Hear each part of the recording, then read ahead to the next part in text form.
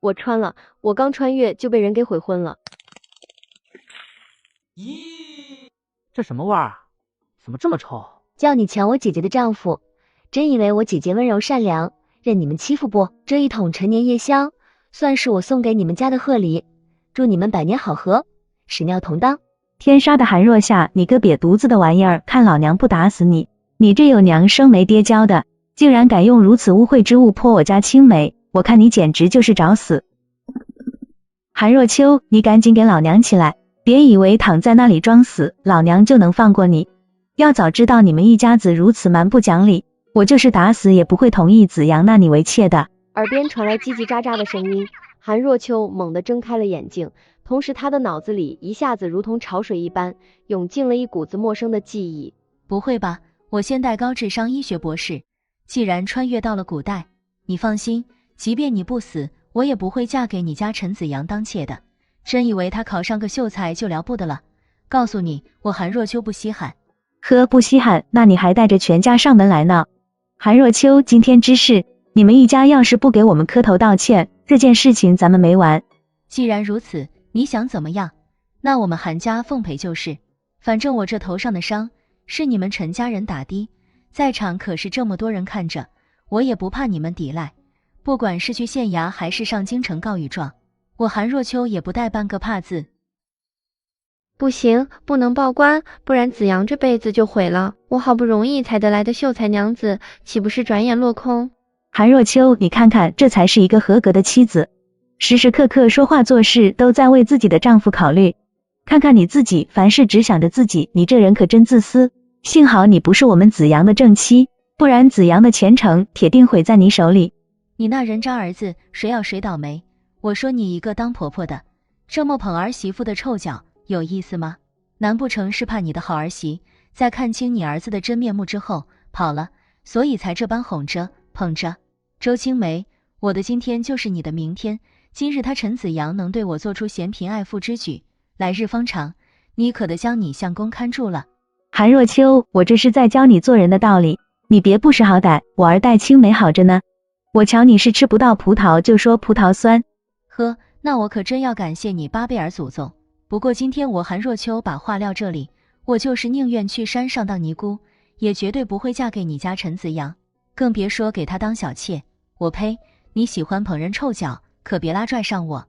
还有自己头发长见识短，天下之大，无奇不有，不知道的事情就别说出来丢人现眼，连酸葡萄都没有吃过，可真是可怜。娘，咱们走。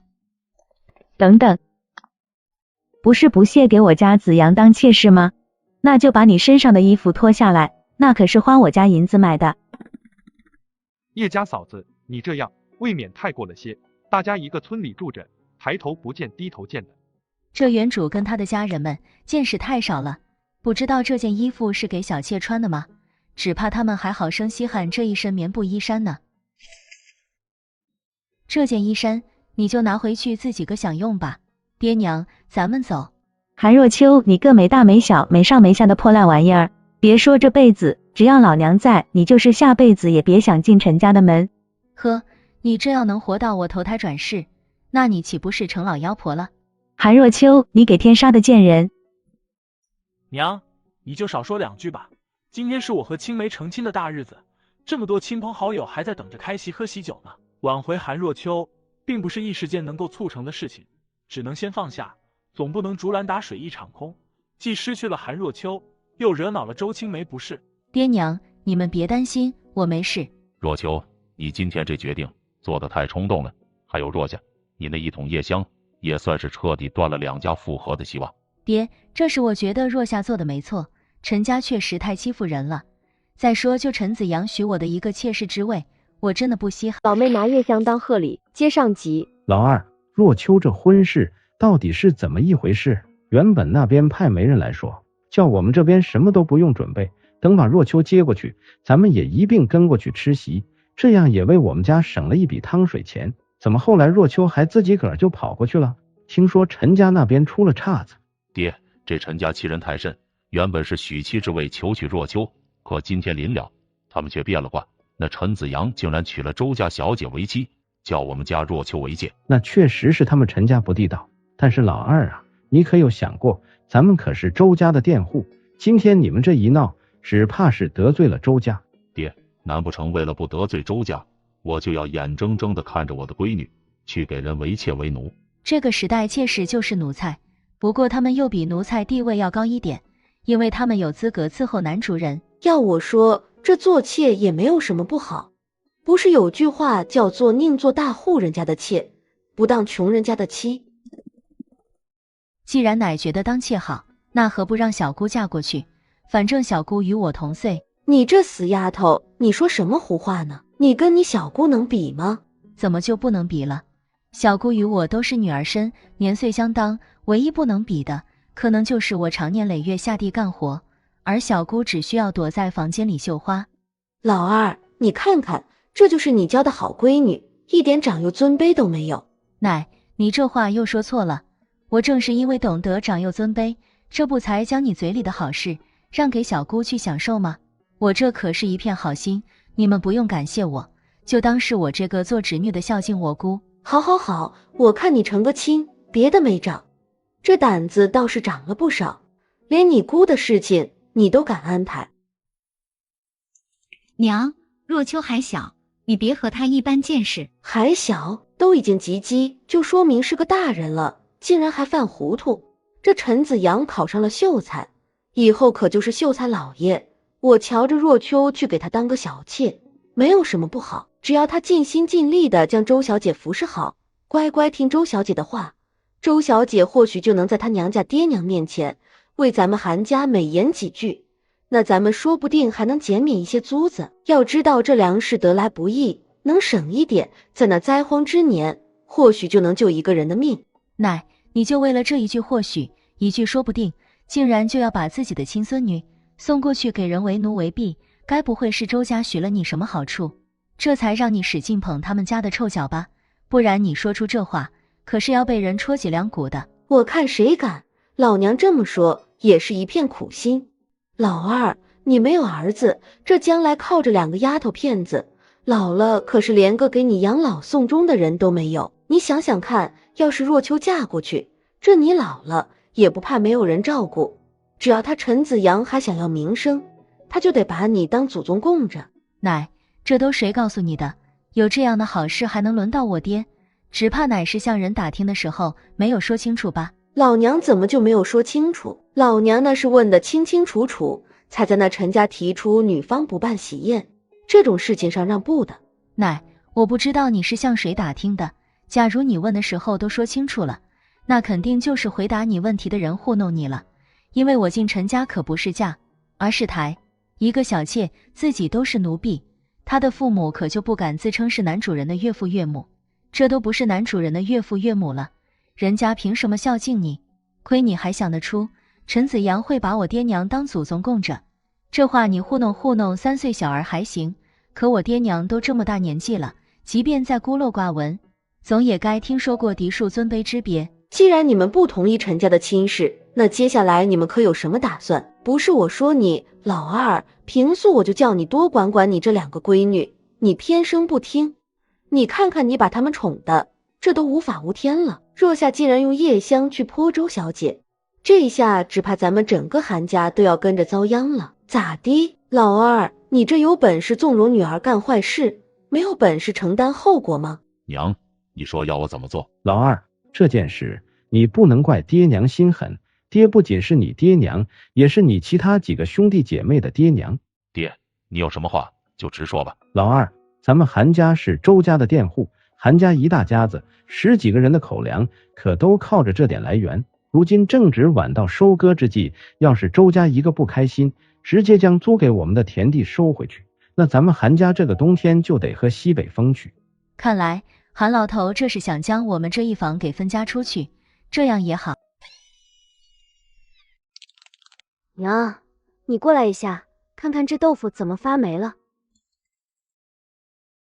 这好好的豆腐怎么会发霉？不会是你们将油水滴进去了吧？娘，咱们家一年到头都吃不上几块肉，哪里来的油水滴进去？你带我去看看，这豆腐之前放在什么地方的？奇了怪了，以前从来没有发霉的东西，如今怎么还发霉了？娘，你们是不是打算将老二一家分出去？娘，你和爹现在可别犯糊涂，如今快要秋收了，正是需要劳动力的时候。一家子蹲着屙尿的人这么多，却是没有一个管事的。老二、老三，厨房一直归你们管的，连装豆腐的木盆漏了都看不见。娘，最近家里忙，没有注意到，也不能全赖我们。不赖你们两个好吃懒做的，那赖谁？全家就你们两个最忙，其他人难不成都闲着？看能不能借着这盆豆腐，让韩铁牛一家忘记我们老两口之前说的话。老头子，回房，我有事跟你说。老二家的，把这豆腐端去扔了吧，免得你娘看了更糟心。是。娘，这豆腐别扔，你先端进屋，我有用处。你要弄什么？把这些豆腐放稻草上面，让其继续发酵。发酵？那是什么？娘，这东西发酵好，再拌上佐料，就是很好吃的红豆腐。你这是从哪里听来的？这豆腐发霉之后是不能吃的，会毒死人的。那是他没有弄好，弄好之后就不会出事。你究竟是谁？未必被他发觉了。娘，我是若秋啊。不，你不是我的若秋，我的若秋可不懂这些。娘，我真的是若秋，只是我之前摔倒醒来之后，就发现自己脑子里多了一些原本不知道的事情。这是真的。娘，我什么时候撒过谎？这孩子能活着，就是对你我最大的安慰。若秋啊，以后你离陈家那小子远点，免得生了闲话。爹，你放心吧，以后我只要看见他家人，都一定会绕道走的。都死屋里了吗？太阳都偏西了，还不下地？这日子是不想过了，还是想咋的？你这脑袋受伤了，下午就在家里休息，别听你奶胡咧咧。娘，我还是跟着去吧，要不然大伯娘还不知道要在奶面前说什么是非呢。初来乍到，四处转转，看看能不能找到什么偷偷发财的机会，尽快让自家这个小家富裕起来。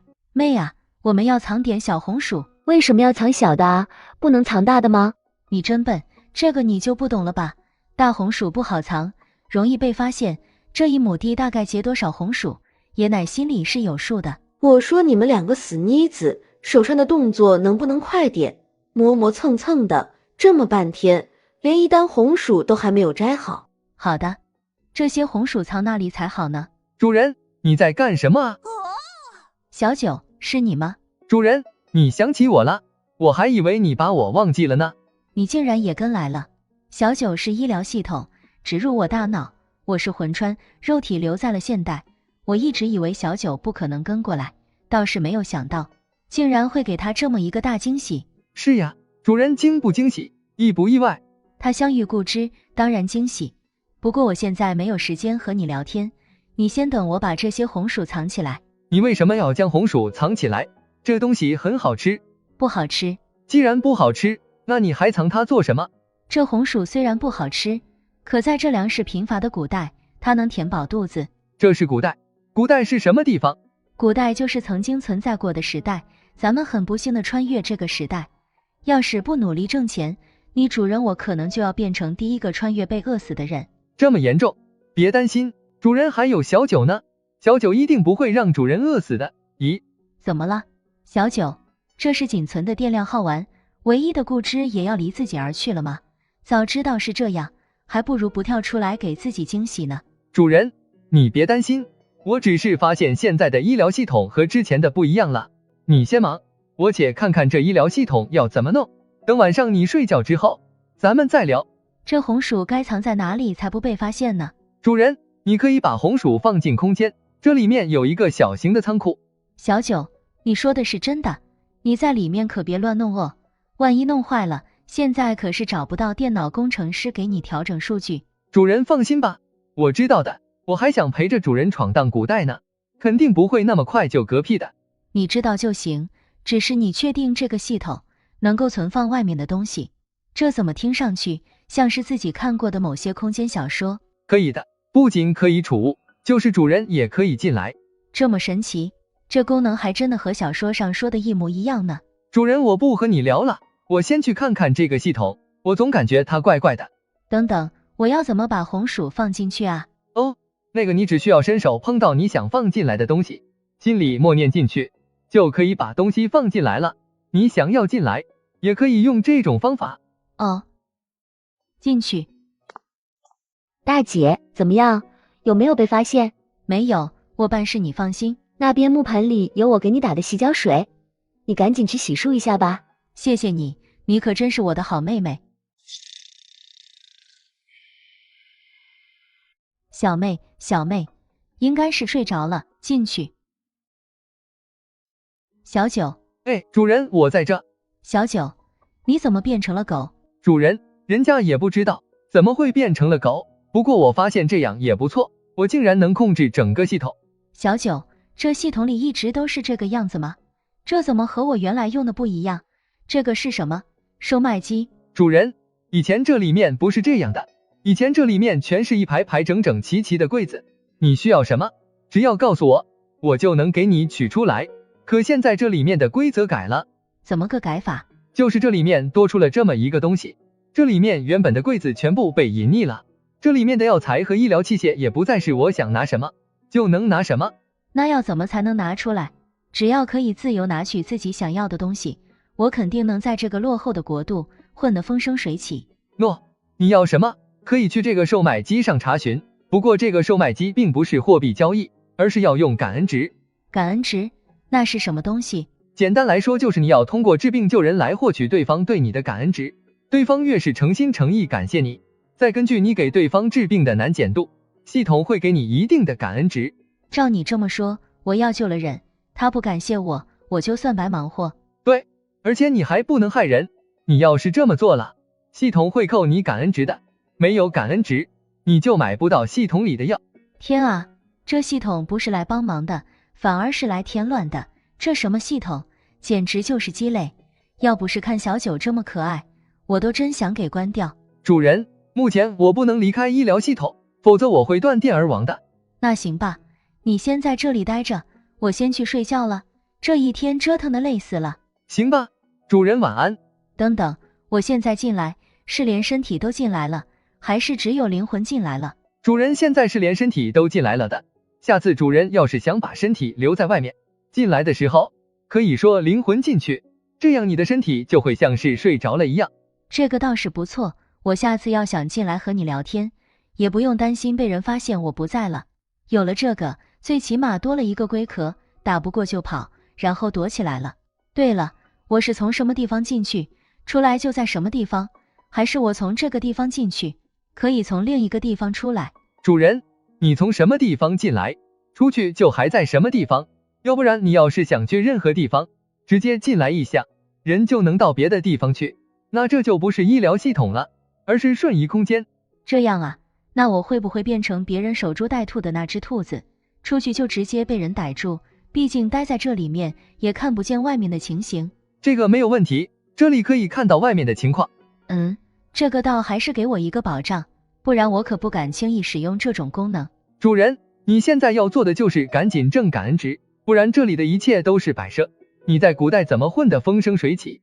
别着急，现在还不是做这些事的时候。对了，我之前扔进来的红薯呢？在仓库里，你要去看看吗？好，这就是你说的不太大的仓库，这里再怎么样也有20-30平方吧？对呀，这么一点点小，能装多少东西？不过你要有感恩值，这里可以给你配置一些箱子，到时候把各种东西分类放好，应该还是够你用的了。感恩值，怎么什么都要感恩值？哎，主人，人家也不想这样为难你的，只不过人家也是身不由己啊。我现在不想听这个，先回去睡觉了。真当感恩值那么好挣？随着鸡叫声传来，韩若秋感觉到身旁的韩若夏似乎坐起来了，她也迷迷糊糊跟着睁开眼睛。大姐，你头上有伤，多睡会儿，今天的衣服我一个人去洗就行了。那怎么行？还是我们一起去吧。我是长姐，怎么能让你一个人去干活？可你脑袋还伤着呢。没事，走吧，先去打水洗脸。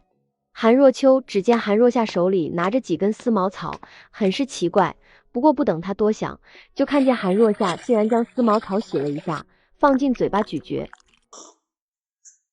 这是做什么？人变成了牛羊，吃草填肚子，这是什么操作？难道是通过咀嚼丝毛草达到刷牙的效果？大姐，我洗好了，你等着，我去给你换一盆水。哎，入乡随俗吧。若夏，这衣服我来洗，你帮我把这种大螺丝剪一些，晚点我找机会做点好吃的给你吃。这不是硬壳虫吗？这壳这么硬，怎么吃？那是以前我们不会做，现在我脑子里多了许许多多以前我们不知道的东西。这个真的能吃？当然可以，你能弄多少弄多少。我把衣衫洗好，就来挑螺丝肉。这东西别看个头大，其实肉不多，不过好在也算荤腥。最近天天劳作，爹娘这么辛苦，家里的饭菜还都是清汤寡水的，别人不让咱们吃好东西，那咱们也得给自己补补身子。这要是身体底子垮了，那再说什么都是徒劳。好，若秋，待会儿若夏跟我们一起去摘红薯，你去打点猪草。好，正好趁着这次机会，给自家人弄点吃的。韩若秋看了一眼附近的猪草挺多，只是他并没有急着打猪草，反而是先捡柴，焚烧了起来。韩若秋便往里面扔了几个红薯，然后把那用玉荷叶包起来的螺丝肉拿出来，这才扔进火堆里。爹，我捡了几个漏掉的红薯偷偷烤了，你赶紧过去尝尝，看看味道怎么样。香，真香。不过若秋，这种事情以后少干，家里的粮食你爷奶都是有数的。等庄稼收回来，是要给周地主家交租子用的。要是到时候租子交不齐，就咱们现在和周家的关系，只怕周地主少不得要为难咱们家。我知道了，你和娘干的都是体力活，肚子吃不饱咋行？万一把身体累坏了，爷奶也不会出银子给你们看病抓药。你这孩子，我和你娘身体结实着呢，你就别担心我们了，还是担心你自己吧。如今陈家悔婚，咱们这么一闹，你的名声也算是毁干净了。要想在附近另外定一门好的亲事，只怕有些困难。只是想着要将你往远处嫁，我和你娘又舍不得。爹，此事不急，我也不想这么早嫁人。嫁人有什么好？嫁去别人家就得像牛似的，整天伺候不尽的人，干不完的活。在家多好，虽然奶说话不太中听，可我还有爹娘护着，我还想再过几年这样的生活。那可不行，你如今都15了，再耽搁几年，那岂不成了老姑娘了？到那时哪里还有后生愿意娶你？没有人要就没有人要呗，大不了我就待在爹娘身边，一辈子尽孝。你这孩子又开始说胡话了。你身为长姐，要是不嫁人，那若夏的亲事怎么办？你们两姐妹就相差1岁，若夏明年也及笄，到了宜婚的年纪。见韩若秋不打算嫁人，韩若夏当即也跳出来凑热闹道：爹，大姐不嫁人，那我也不嫁人，以后我们就守在你们二老身边。胡闹，孩子长大，成亲那是必须的，不孝有3无后为大，希望你们别让我们这一房的血脉真的断绝。爹，你说的什么话？你和娘都还年轻，说不定哪天就给我和若夏生个弟弟妹妹出来玩呢。哼，为娘还年轻，若秋你这是安慰为娘的吧？为娘今年都30好几了，这要是再怀胎生子，人家还不嘲笑我老蚌生珠。娘，你才30出头，怎么就老了？不过娘，你这身体究竟是怎么回事？为什么生完我和妹妹，后来就没有动静了呢？你个还未成亲的姑娘家，瞎打听这个做什么？赶紧吃，吃完睡一会儿，还要去下地呢。这是怎么了？好好的怎么还哭上了？老大家的你去看看，我怎么听声音有点像老大光宗的声音。大姐，你说大哥这是怎么了？那么大个人不帮忙干活，整天就知道带着金榜他们疯玩，怎么现在还哭上了？与咱们无关，咱们还是赶紧干活吧。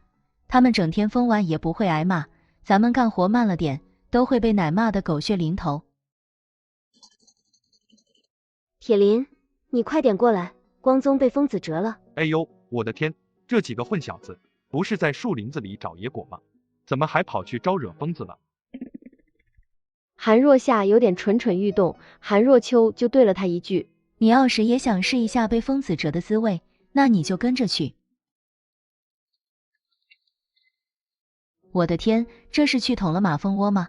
这脑袋肿的都像个大猪头似的，铁定是被一群马蜂围攻了啊！韩若秋是不想上前帮忙的，因为这几个男孩特别是韩光宗，成天不帮家里干活，还带着弟弟乱跑疯玩，真的是废物一个。主人，你快去看看，帮他们治伤，说不定能收获感恩值呢。韩若秋扫了韩光宗一眼，没有理睬小九，继续干自己手里的活计。主人，你快去啊！平时不烧香，临时抱佛脚，钱到用时方恨少，别等到你要用感恩值的时候再来后悔。我说你怎么来了古代，摇身一变成了我的管家婆了呢？主人，你要相信小九，小九做这一切都是为你好，也不是小九非要逼着你去治病救人，实在是难得遇见病人，你再不出手，那咱们什么时候才能脱去感恩值灵光蛋这个帽子？说着说着，竟然还掉起了眼泪。救，现在救，总行了吧？我警告你，你少在我脑子里哭，不然我的脑神经万一因为你的眼泪短路，那咱们2个人都得玩儿。好，小九不哭了。不行，铁林，你赶紧跑一趟，将大夫请来给光宗看看，这被疯子折得太严重了。这韩光宗都晕过去了，就这情况要是不赶紧治，只怕这小子的小命都得玩儿。这人他可以救，可总归还是要他吃点苦头，长记性才行。都围过来做什么？地里还有那么多红薯没有摘出来，你们就不能长点盐水吗？小九，你看见了吧？不是我不想救人，实在是我奶都不给我救人的机会，所以这事儿你不能怪我，我还是去摘我自己的红薯为好。主人，你这思想是不对的，医生眼里人是不分人的。你的意思是我的仇人我也得救，那我岂不是成了圣母白莲花？韩若秋觉得小九的思想不对，意识到韩若秋的心思，小九立刻说道：主人，我有必要提醒你一下，害人之心不可有，你要是用医术害人，那你的感恩值会被扣除的，而且罚可比奖励要严重。那我要这系统有什么用？此时的韩若秋真感觉自己捡了一个鸡肋啊。主人，你也别急着哀嚎，这1天时间，我也是尽职尽责的在帮你想办法。虽然咱们不能用医术害人，但是咱们也是可以打电擦边球的。说重点，废话真多。重点就是你可以用医术防卫，而且如果遇到看不惯的人，你那跆拳道9段也不是白捡的名头不是。韩若秋这下满意了，原来还可以这样操作。主人，那这人你当真不管了？他可是你名义上的堂兄。先让他折腾一会儿，我现在要是上赶着去，说不定把他治好了，我也落不到半句好。那倒是，你奶那人品真的不敢恭维。问题不大，你们去村里找那正在喂奶的妇人，向她讨点奶水给孩子们妈妈，过几天自然就会消下去的。这大夫给的治疗方案，如果是针对普通的野蜂，那是对症下药，可韩光宗3兄弟却不是被普通的蜜蜂蛰伤的，他们是被有毒的马蜂蛰的，要是不把马蜂的断针拔出来，想来很快就会有好戏看。因为大房那边的折腾，韩老头也被折腾的爬了起来，披着外衣去大房查看了一下情况，就颓自站在院子里哭着问天：老天啊，我韩老大自问一生没有做缺德事，你怎么能对我这么残忍，一下子就要带走我上金孙啊？爹，这是怎么了？老二，你说我究竟是做了什么缺德事，老天爷才要如此惩罚我？你这一房生的全是丫头，老三一房成亲3年无所出，老大这一房倒是有4个男孩，可老天爷竟然这么残忍，一下子就要给我带走3个。光宗他们不就是被疯子折了一下吗？哪有爹说的这么严重？之前大夫不是来帮光宗他们看过，说要喝下去，退了热就好。娘还喊英子帮着把药熬好送过去才回房的。可现在3个孩子都昏迷了，刚才又去请了大夫过来，大夫却是叫咱们给3个孩子准备后事。什么？大夫该不会是和你们开玩笑的吧？不就是被疯子折了一下，我们小时候也偶尔被折过呀，我们不都还活得好好的，怎么到了孩子们身上，这被疯子折一下，问题就变得这么严重？不知道啊，看来是老天爷要灭了我老韩家的香火啊。看着韩老头站在院子中间，哭得一把鼻涕一把泪的，小九又冒了出来说道：主人，现在是不是时机到了啊？我可告诉你，你要是再不伸手帮忙，这3个臭小子只怕真的要准备后事了。不过就是被马蜂蛰了一下，哪有爷说的那么严重？若秋，别说话，退回去。没看见韩老头心情不好吗？在这个时候出头，那不铁定的等着被骂。你个女娃子，懂个啥？爷，别的我不敢说，这治疗被马蜂蛰的伤，我还是听人说过。反正现在大夫已经叫咱们准备后事了，那你老喝不死马当做活马医，咱们拼一把。一个女孩子家家的，能从哪里听来治病救人的法子？这法子要是有用，那大夫为什么迟迟没有给你兄弟们用上？那大夫真要厉害，怎么不去镇上医馆坐堂，或者自己开个医馆，在这乡下当个赤脚大夫能赚几个银子？爷，你别管我是从哪里听来的法子，我只问你一句，你想不想救大哥他们？有法子当然要救，他们可是咱老韩家的顶梁柱。那成，之前那赤脚大夫给光宗他们开药，一剂药是10文钱，我也不收多的，就按着他的标准来。我现在要救的是3个人，爷你给我30文，我保证还你3个活蹦乱跳的大孙子，你看可行？你这死丫头，我看你是想钱想疯了吧？这种时候，你竟然还想着从我们手里坑钱。若秋，你要是有什么法子，你赶紧的说出来。你们家就2姐妹，将来出嫁，可还得靠光宗他们几兄弟给你们撑着呢。可我被陈家悔婚，也没有看见大哥他们帮我出去找场子。经过这件事，我也算是看明白了，这有钱才是硬道理。你说要是那周地主家没钱，陈子阳会娶周青梅吗？所以爷，你们还是给我钱比较好，现在也只有钱才能给我靠山的感觉。你给钱，我救人，咱们钱货两清，不扯别的。我看你是被陈子阳悔婚打击的脑子不清楚了，竟然什么钱都敢挣。我这里有30文，你要是能把光宗他们治好，那这30文就归你，要是不能，那你就得给他们陪葬，你愿是不愿？娘，若秋也是韩家的子孙，这光宗他们要是就不回来，咱们韩家一下可就没了3个孩子，你怎么还能如此心狠的让若秋给他们陪葬？你是觉得韩家出世的孩子不够吗？什么子孙，一个赔钱货而已，关键现在怕是赔钱都嫁不出去，就他自己个儿的亲兄弟，还好意思和我要钱，这是他自己不拿自己当韩家人好吗？你有本事和我争辩，怎么没本事给老二生个儿子？爹娘，不好了，光宗开始浑身发青，还抽搐。你真能治好光宗他们3个？只要钱到位。他奶把钱给若秋，与孙子的命比较起来，30文钱不算什么。真的要给？韩老头只是凉凉的看了他一眼，他就赶紧说道：我这就回房去取，真是生了一屋子讨债鬼。给。可就是他这动作激怒了韩若秋，韩若秋当即冷笑道：奶，你这是打发叫花子呢？钱都给你了，你还不赶紧去给光宗他们几个看看？奶，你什么时候给我钱了？我可没有看见，我只看见奶打发叫花子了。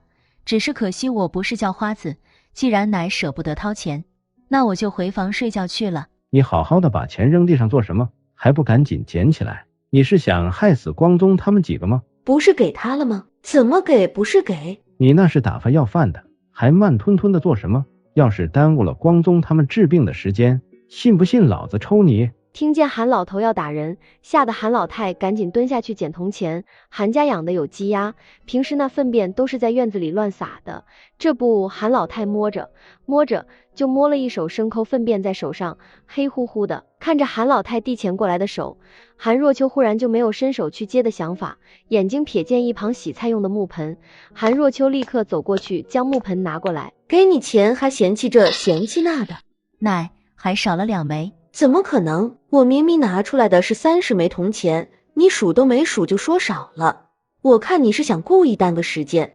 奶，我从小到大都没有过1枚铜钱，可是我娘每次用绣品换回来铜钱，在交给奶之前，我娘还是让我们姐妹过了数的。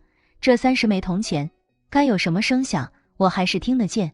奶，你要是不相信，就自己拿回去清点一下吧，免得到时候还说我这个孙女多占了你便宜。韩老太当即狐疑的看了韩若秋一眼，不相信的将木盆接过来，又数了数，嘿，还真的只有28枚。怎么样？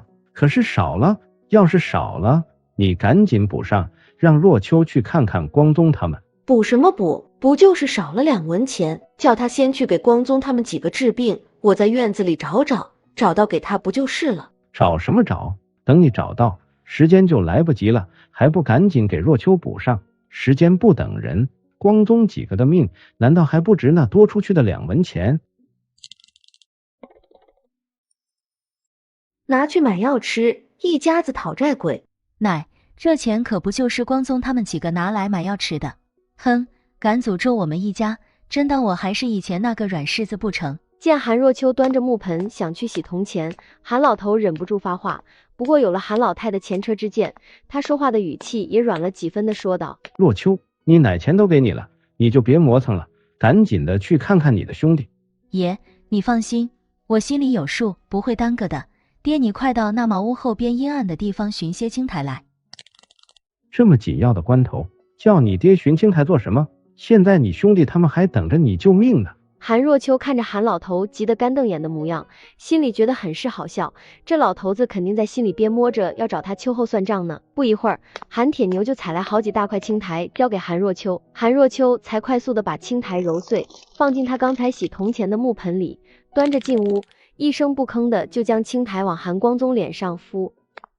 若秋，你疯了吗？这什么东西？你竟然往光宗脸上招呼！大伯娘，你要是不想光宗因为被疯子折一下就一命呜呼，那就不要拦着。老大家的，你别拦着。大夫说光宗他们没希望了，或许若秋能救他们几个一命也说不定。爹，光宗他们几个已经不行了，就别再折腾他们，让他们好好走行不行？你说的什么屁话？我的金孙只要还有一口气留着，那就是还有希望。你赶紧让开。老大，你赶紧把你媳妇拉开，要是耽搁了时间，光宗他们真的没救了，那可真的是要了我和你爹的命。韩老头是心疼孙子，韩老太则是心疼他那无缘无故多花出去的32文钱。娘，哎，我的儿啊，你可是有什么遗言要交代呀？娘，我脸上放了什么东西，冰冰凉的，好舒服。若秋，你赶紧的把光宗剩下的半边脸也给他抹上，说不定这个还真能救他们的命。爷，这不是说不定能救他们的命，这是肯定能救他们的命。这东西可是要好不好？怎么样，光宗可有觉得舒服？爷，敷上这个，我的脸感觉好冰凉，没有之前那种火辣辣疼的感觉了。好，若秋这法子没有想到，还真的是歪打正着了。爷，我这可不是歪打正着，我这是对症下药。行，只要你能把他们3个救回来，你说什么都是对的。若秋，是不是青苔不够了？老二，你赶紧的再去扒拉一点过来。行了，今晚先这样，之后你们再照着我刚才的做法，用青苔敷伤口上，想来过几天这伤就好了。就这样就行了，不用喝药。韩若秋这30文钱未免挣的也太轻松了。大姐，你看这是什么？房门一关，韩若夏就跟献宝似的，拿出2枚铜钱。原来老太太不见的2枚铜钱是叫你捡去了，你个鬼灵精，有没有洗过啊？院子里都是牲口粪便。放心吧，我已经偷偷洗过了，这钱自动滚到我脚边，我不要白不要。奶拿了咱娘那么多钱，也不见给我们家1分1文。咱们是捡来的，又不是偷的，抢的，你收着就好。我不要，还是大姐你收着吧，我拿了也不知道藏在哪里，万一被奶发现了，那就又落他口袋里去了。那我先帮你保管，等忙完这阵，我就带你去镇上转转，给你买点好吃的。两姐妹一觉睡到大天亮，穿了衣服洗漱完，到上房堂屋的时候，韩老太看见他们就骂：真当自己是千金小姐不成？太阳都晒到屁股了，还在床上挺尸。娘，这就是多睡了一会儿，今天又不下地，也无伤大雅。不下地就没事了，鸡不用喂，鸭子不用赶出去放，后院2头猪的猪草不要人去打，这一院子的鸡屎鸭屎，后院的猪圈不要打扫，一家人的衣服不要人洗。奶，你现在终于知道我们两姐妹一天到晚需要干多少事了吧？平日你没事就骂我们两姐妹是吃闲饭的，怎么我们今早不过就是多睡了一小会儿，这家里就有这么多事情等着了。韩若秋就着韩老太的话就对了回去，气得韩老太直接眼睛一瞪，说道：我看你个死丫头，这是要上天不成？一天天目无尊长的，连你奶说话你也要顶嘴。奶，我可没有顶嘴，我不过就事论事，你老要是不愿听，那就当是耳旁风吹过好了。今天早上的早饭还多了一样东西，那就是豆渣饼，可是就没有分给她们姐妹俩。韩若秋就开口说道：奶，我和若夏还没有分到饼子呢。韩老太还在为给韩若秋钱的事生气，此时韩若秋还敢开口问他要饼子，他那昏黄的眼珠子当即一瞪，骂道：你们是饿死鬼投胎的，你们出门去看看，哪家的姑娘像你们这么好吃懒做的？奶，既然你这么说，那我们不吃好了，但是你说的那些活，那你就自己干了吧。韩若秋连碗筷都没有端，直接就拉着韩若夏要走。赵英和韩铁牛当即把自己碗里的一块饼子分别往2个女儿碗里送。爹娘，这是你们的饭食，你们吃了，这一天也不是闲着，还有别的事情要做，我们不能要。再说又不是做少了，那盘子里明明还有，奶却是宁愿放着也不给我们姐妹吃。既然这样，我们2姐妹不管是上山摘野果，还是下河摸泥鳅，有那干活的时间，我还就不信我们2姐妹填不饱肚子。韩若秋的话令赵英为难地看着她们姐妹，这孩子被人悔婚后，这性子变得这么拧呢？韩若秋看见赵英这样，有些于心不忍，于是她接着说道：这一次大哥他们幸运，算是命保住了，但是就他们那么调皮好动，谁能保证还有没有下一次？这万一有下次，还望爷奶别求到我的面前，毕竟这饭都不给我们吃饱，当真是要想马儿跑，又想马儿不吃草。韩若秋，你安的什么心？光宗他们可是你的亲兄弟，如今还在床上躺着呢，你竟然就这么恶毒的诅咒他们再出事？大伯娘，你这话说的就不对了，就他们那淘气样，不用我诅咒，这些年他们闹出来的大事小事还少吗？韩若秋，你在胡说八道，信不信我撕烂你的嘴？大伯娘，我劝你做人还是留一线，日后好相见。有句话叫做风水轮流转，说不定哪天还真就是你求我办事呢。老娘会求你，老娘的耀祖如今可是童生，等他考上状元，我就是诰命夫人了，到那时只有你跪下来求我的份。呵，大伯娘你是目不识丁，所以没有人给你普及过这考状元要经过多少次考试吧？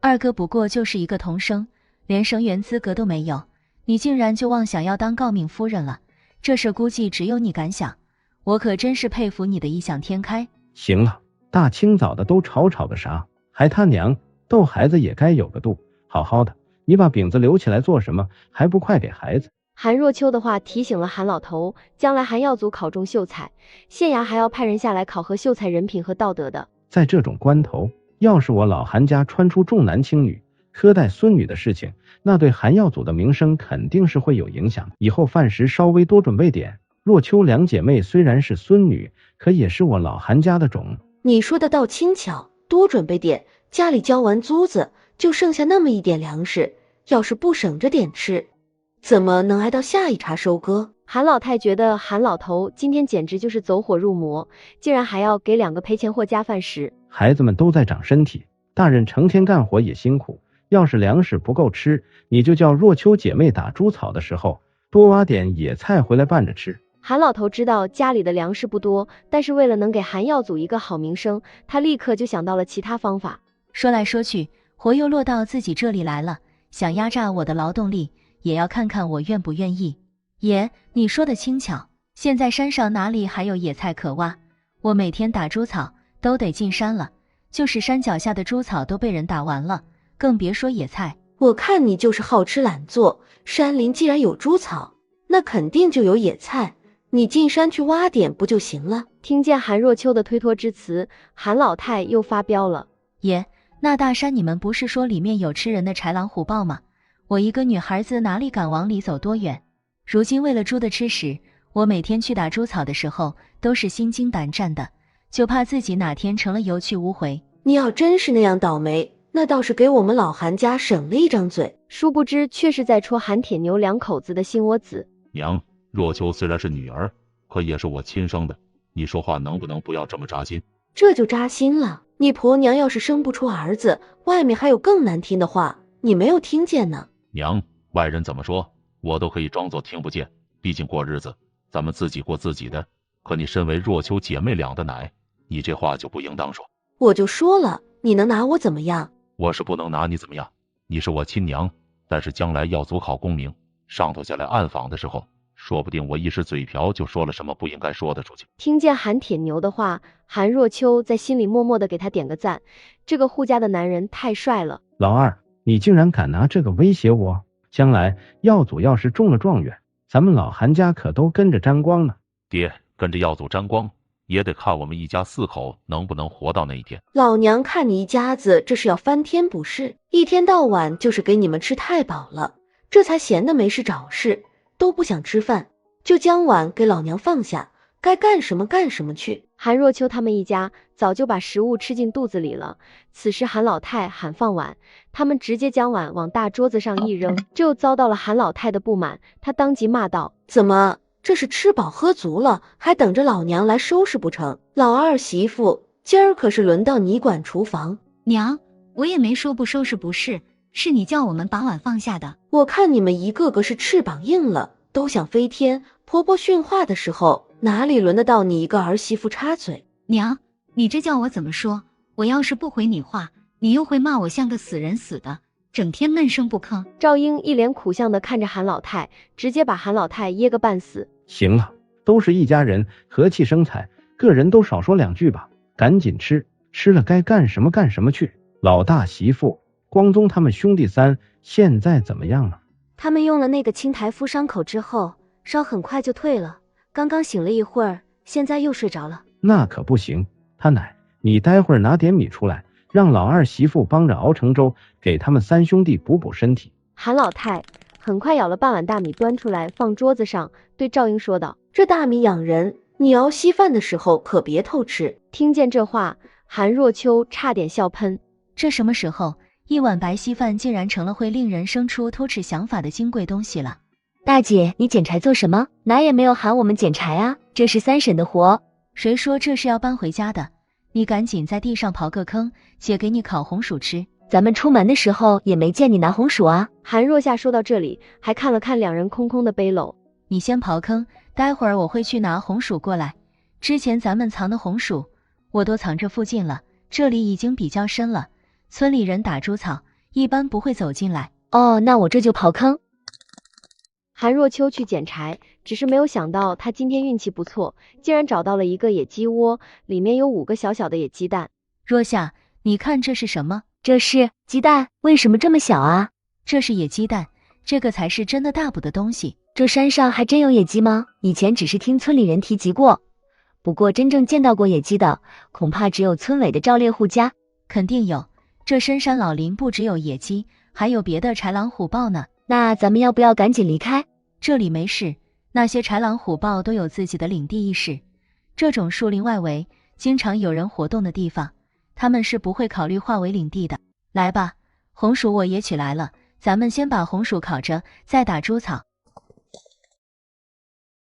大姐，这里野菜这么多，咱们要不要挖点回去？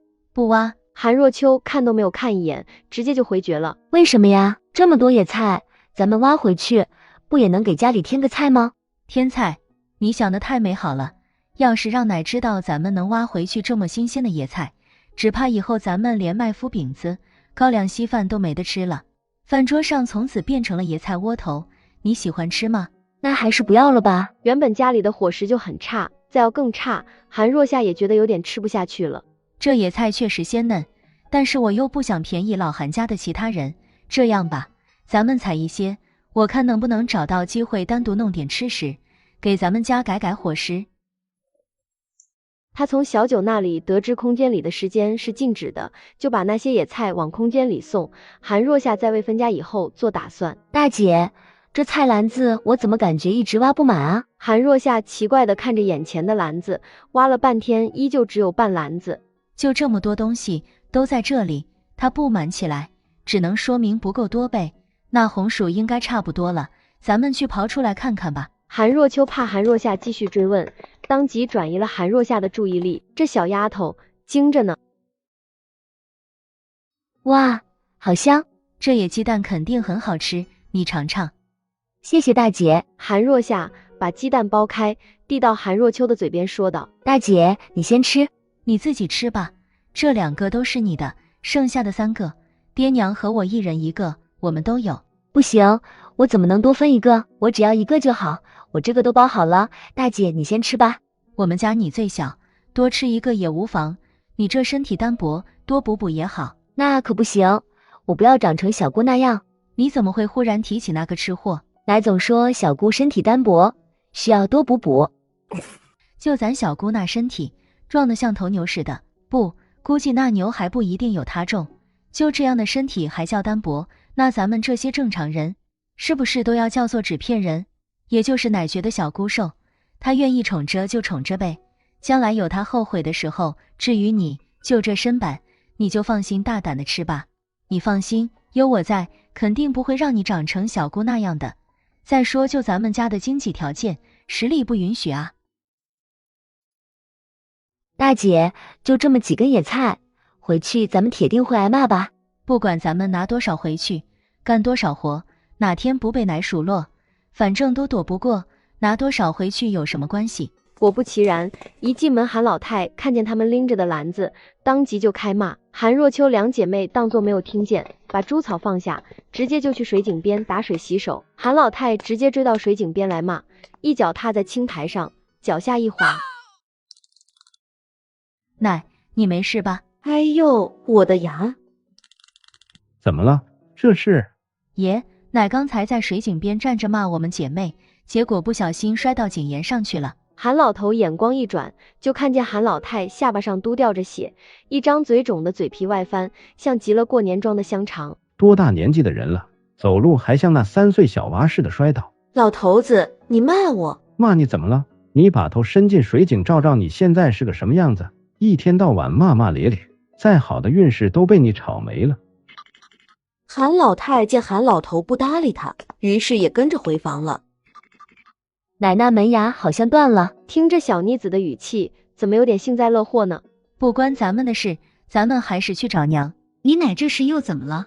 没事，就是自己不小心踩到水井边的青苔上，摔了一跤，估摸着应该是摔断了2颗大门牙。那今天只怕家里又得鸡飞狗跳了。爹呢？和你大伯三叔一起上山砍竹子去了，家里要秋收，之前的箩筐有些坏了，你爷叫他们拿出来修补一下。可你大伯说那些箩筐好些烂的都不能修补了，就干脆叫上你爹他们上山去砍竹子，打算重新编几条箩筐出来。哦，那娘你是先吃一点烤红薯垫肚子，还是等爹回来再吃？你们又偷藏红薯了，这要叫你们爹知道，肯定会说你们的。没有，我们今天的红薯不是我们藏的，而是我们去别人地里捡漏捡来的。韩若秋矢口否认，不然韩铁牛2口子只怕吃起来就不能心安理得了。捡漏？你该不会是骗我的吧？就咱们佃户挖的红薯，能有什么漏让你们捡？娘，这你就不知道了。我今天带着若夏打猪草的时候，经过周地主家的地，他那是长工自己挖的，有漏很正常。我还打算下午带着若夏再去检点。你去周地主家地了？以后你少往那边去。赵英一听，脸色大变。为什么？那里有漏可捡，咱们白捡白不捡。若秋，你要是万一被周地主碰见，那还不得借机羞辱你？所以以后咱们还是避着点吧。原来娘担忧的是这个。娘，你不用担心我，真要碰见了，咱们还不知道谁吃亏呢。娘，你看这是什么？这怎么还有鸡蛋？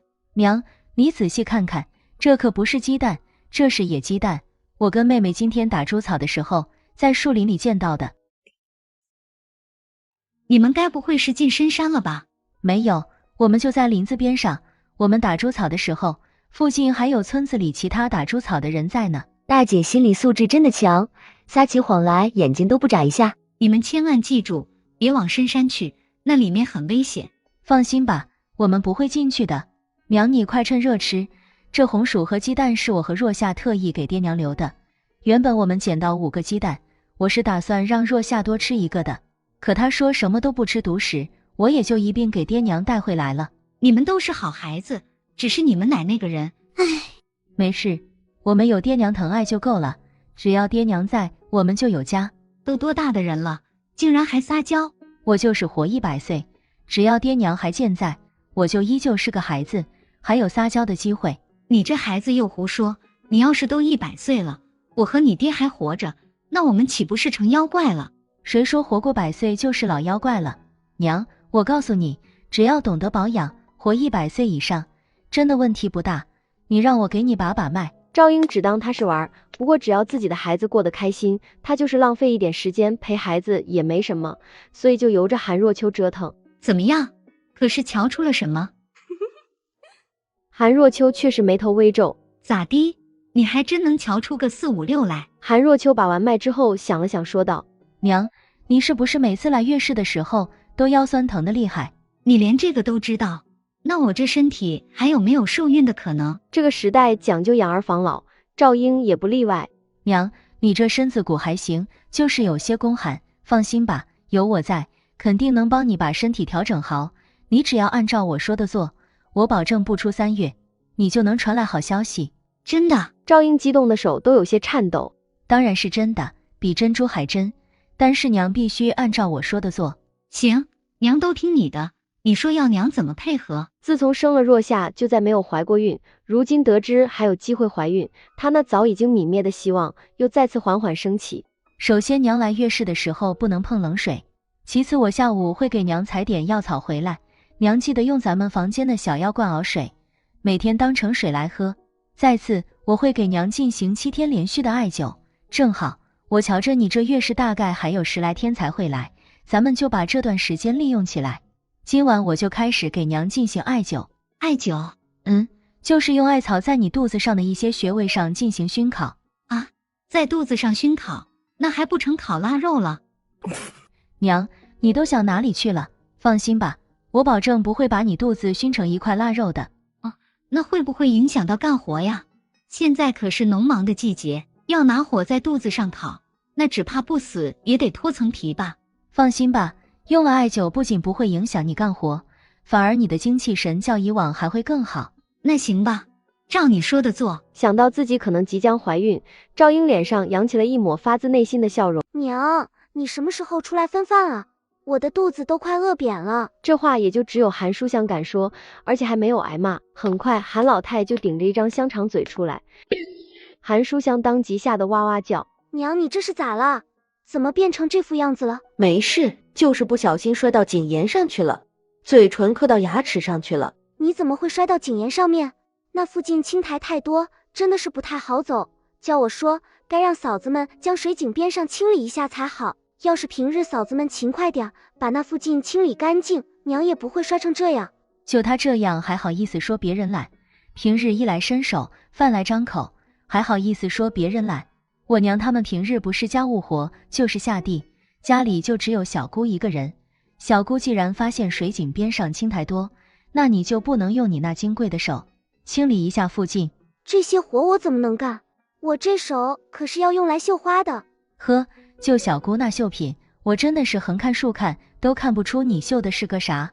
那只能说明是你见识浅薄，连兰花都不认识啊！就小姑绣的那丝不像，竟然是兰花，这倒真的是叫人大开眼界。韩书香梗着脖子说道：韩若秋，你找打是不是？你竟然敢说我绣的是四不像？那本来就是一个四不像，不然小姑你去把绣品搬出来，让大家帮你鉴赏鉴赏好了。韩若秋，我今天不把你皮扒了，我就不信韩。韩书香说着，将自己手里最后一个鸡蛋黄往嘴巴里送，站起来就做事要打韩若秋。忽然他却伸出双手紧紧地捏着自己的脖子。我的宝啊，你这是怎么了？奶，小姑这是被蛋黄噎住了，咱们得赶紧想办法让她把蛋黄吐出来，否则很可能会被噎死的。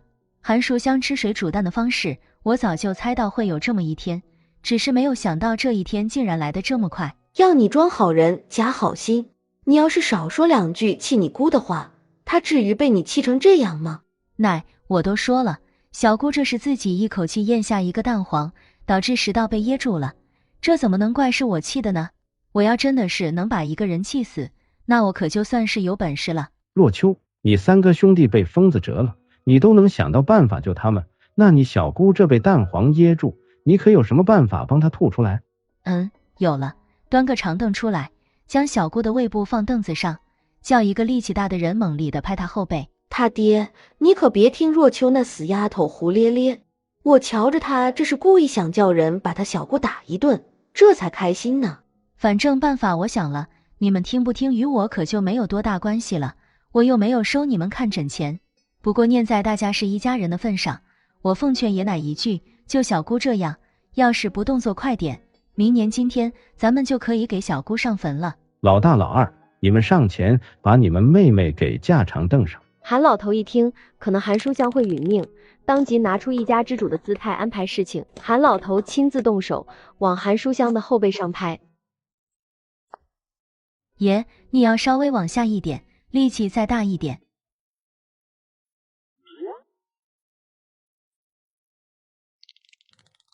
我的宝啊，叫你受苦了。看着母女俩哭作一团，韩老头不耐烦地说道：还叫不叫人吃饭了？这秋天日头短，再墨迹两下，天可就黑了。老大他们吃完饭还要编箩筐。你们两个今天没有挖回来野菜，这饭食不够，你们就晚上再吃吧。奶，凭什么小姑整天不干活，不仅有饭有菜，还有鸡蛋吃？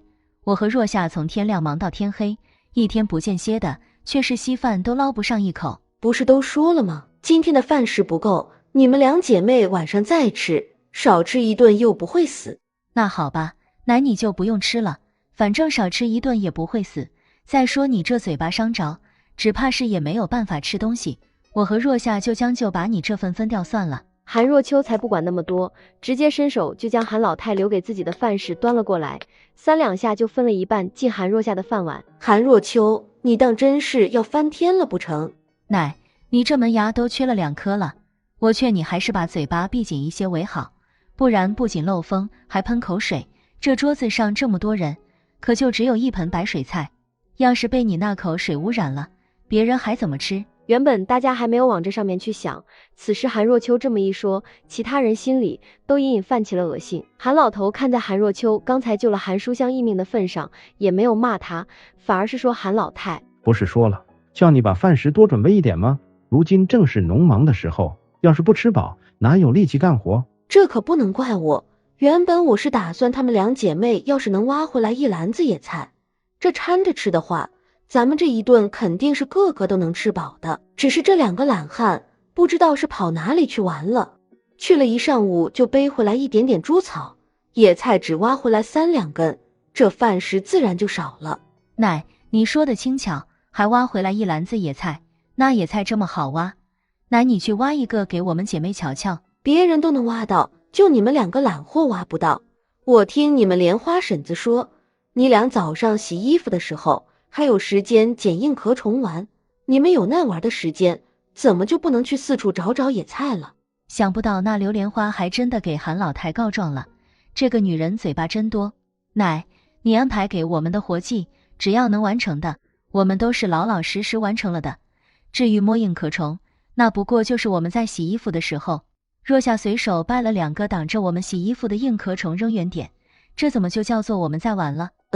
那硬壳虫不挡着别人干活，咋就偏偏挡着你们干活了？明明就是懒，还诸多借口。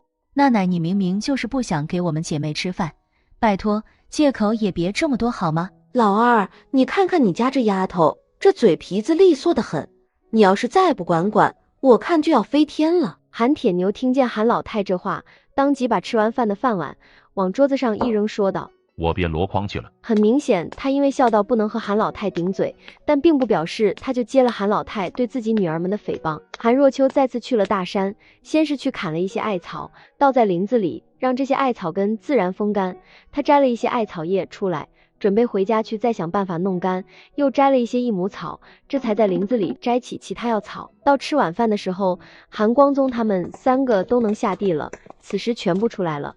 话说这3个臭小子怎么一分感恩值都没有反馈给我啊？小九，该不会那统计感恩值的机器坏了吧？怎么可能？这机器一直好着呢，到现在咱们都没有收到任何感恩值，只能说明他们一家人没有一个感恩的。那你当时还催着我给他们治疗。小九直接在韩若秋脑海里消失了。吃了晚饭，韩若秋就和韩若夏躲自己房间里，把早上捡的螺丝砸出来，然后去池塘清洗干净，放回空间里。一声田鸡叫传来，韩若秋当即捡个泥块砸了过去，然后走过去将一只大田鸡给拎了起来。不得了，这个田鸡起码有7、8两重，简直就是能和现代的牛蛙相媲美。大姐，你抓这癞海马做什么？娘可是说了，癞海马不能玩，要是被它的毒汁碰到皮肤，那里的皮肤就会长很丑的疙瘩。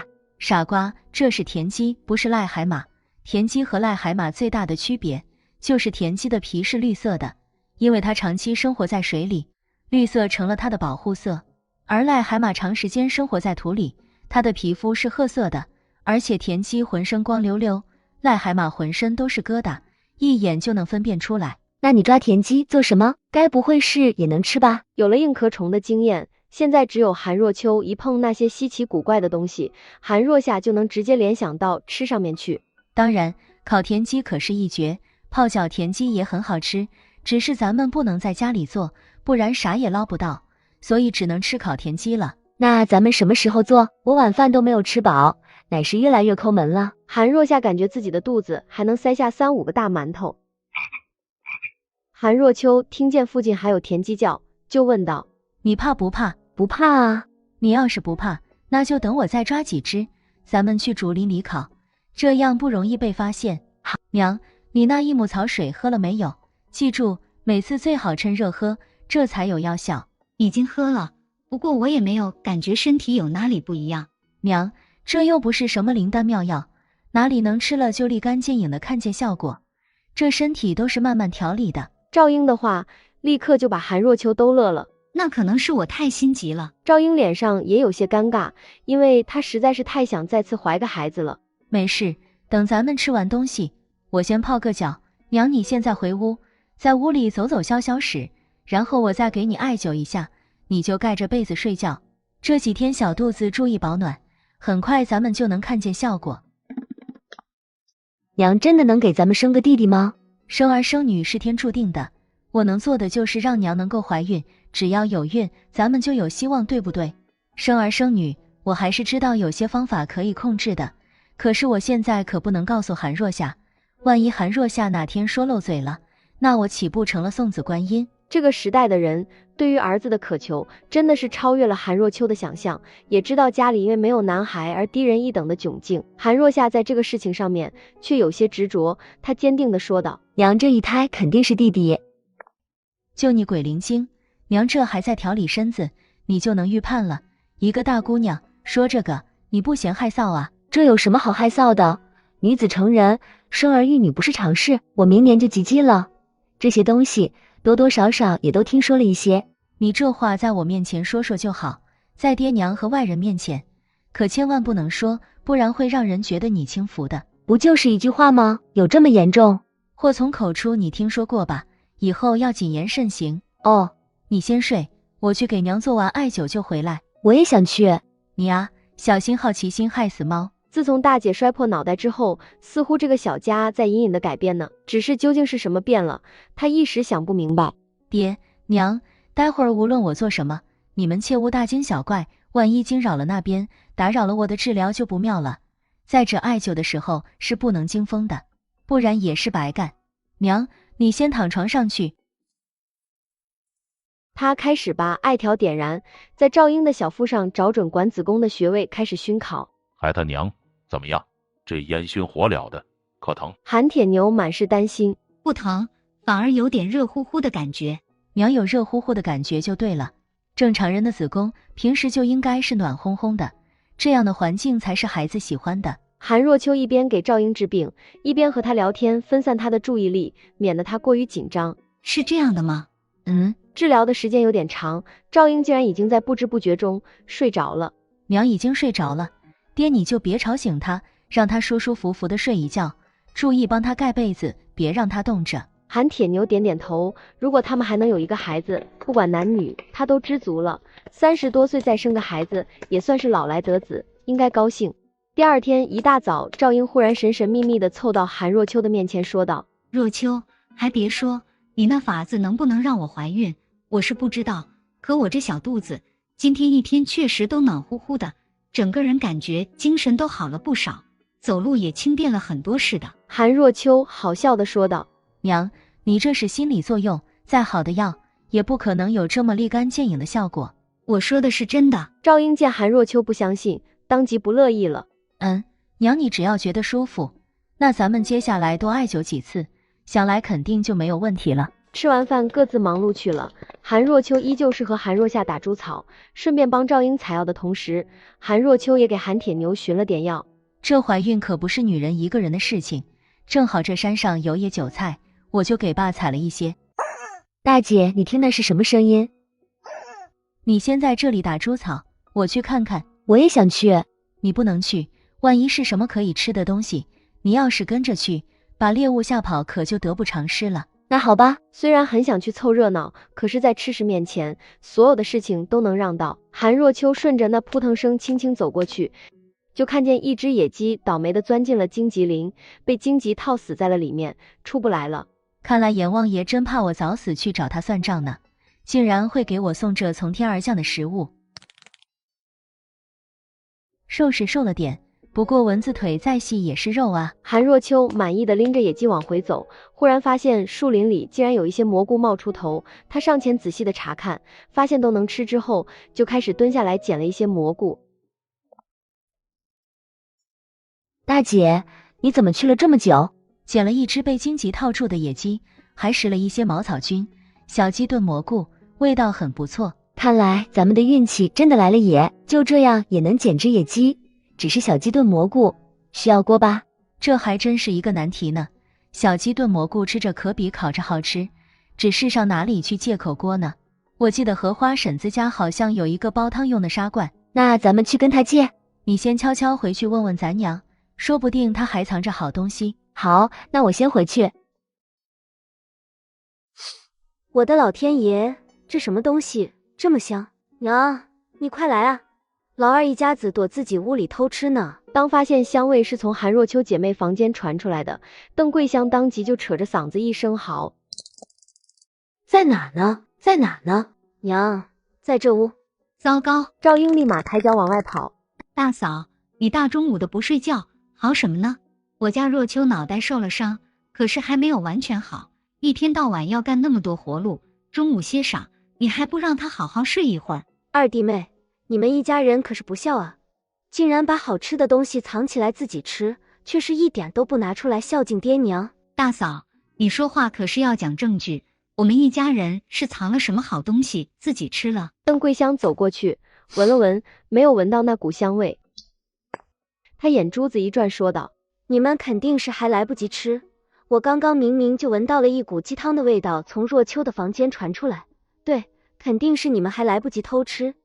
你们要是问心无愧，就让我和娘进去搜搜看，证据肯定就在若秋的房间里。赵英心虚，怕韩老太两人真的去自家闺女房间里搜出好吃的，顿时往闺女门前一站，对邓桂香说道：大嫂，你自己回房打盆水好好照照，自己头上究竟有几根葱，没有的话去买几把来插在头上，也不看看自己算哪根葱，竟然要去搜若秋的房间。娘，你看二房的人肯定是心虚，所以才拦着不让咱进去搜。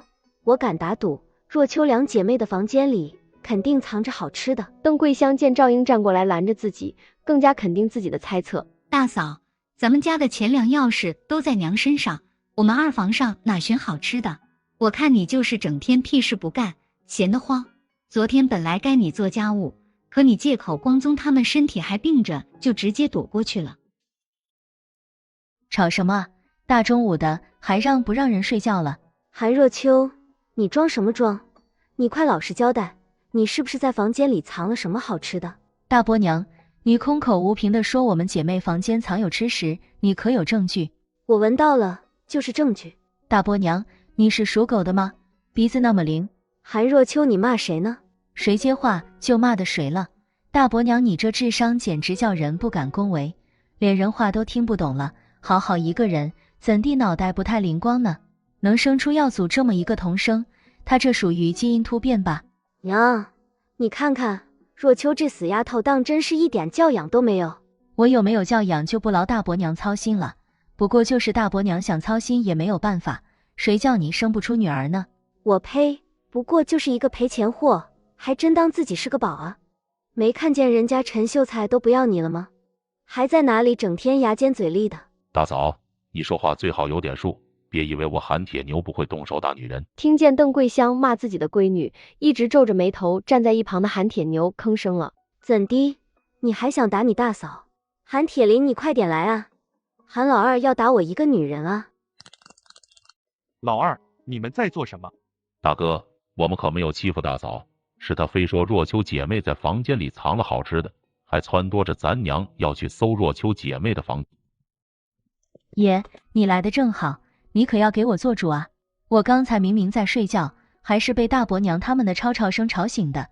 咱们家的钱粮都是奶管着，平时每顿做多少吃食，都是奶在管的，我上哪里去偷吃？韩若秋立刻开始喊冤，就是爹娘，我知道我嫁进韩家10几年，没有给铁牛生个儿子延续香火，这是我的不对。可若秋两姐妹是我身上掉下来的一块肉啊，即便她们2个是姑娘家，可也容不得大嫂这般损害他们的名声。赵英不知道韩若秋打什么主意，只知道给了他一个东西藏好的信号。老二，平时爹就叫你们白日不做亏心事，夜半不怕鬼敲门。你们既然没有吃，那就让你们娘进去看一眼好了。只要没有找到你们大嫂所说的好吃的东西，这不就等于证明了你们的清白？爷，我们又没说不让奶进去看，只是大伯娘空口无凭，却是一口咬定我们家在房间里藏有吃的，大家也都认为我们房间里有吃的。那我要说的是，如果大家进房间去找了，没有找到所谓的好吃的，这笔账咱们怎么算？我和若夏2个姑娘家名声何其重要，这要背上偷吃的罪名，将来我们2个人还怎么嫁人？左右不过就是个给人当小妾的命，还真以为自己的命多金贵啊！如今你得罪了陈秀才一家，你这辈子别说是嫁人，只怕是给人当小妾都没有人敢要。你还在那里瞎担忧个啥？大伯娘，一码归一码，我希望你别把我和陈子阳之间的事情混为一谈。难不成老韩家还要养个不出阁的老闺女不成？真要这样，咱们也没有分家。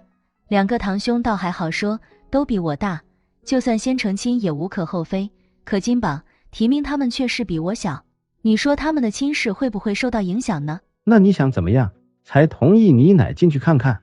爷，你是一家之主，这样吧，我也不是不让大家进去搜，只是事关我们姐妹2人的名声，这要是大家从我们房间搜出东西，我们姐妹任凭爷处置，你看可行？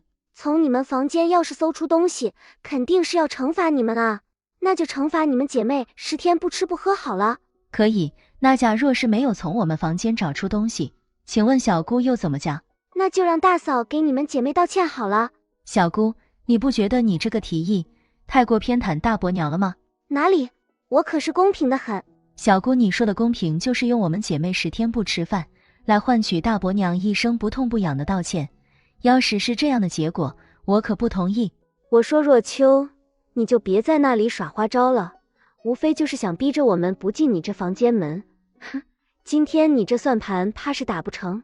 你说吧，你有什么要求？邓桂香很笃定韩若秋的房间里有鬼，她相信自己是不会闻错的。10文钱。什么？又是钱？我看你是想钱想疯了吧？奶，这可是事关我们姐妹名声的大事，我没有狮子大开口要个10两8两的，就已经是想到咱们家的经济不太宽裕，10文钱换我姐妹10天不吃不喝，这赌注怎么看？可都是你们赚了，你们就说同不同意吧。娘给他赌，赌个屁！要赌你自己拿钱，老娘可没有。真当10文钱那么好的吗？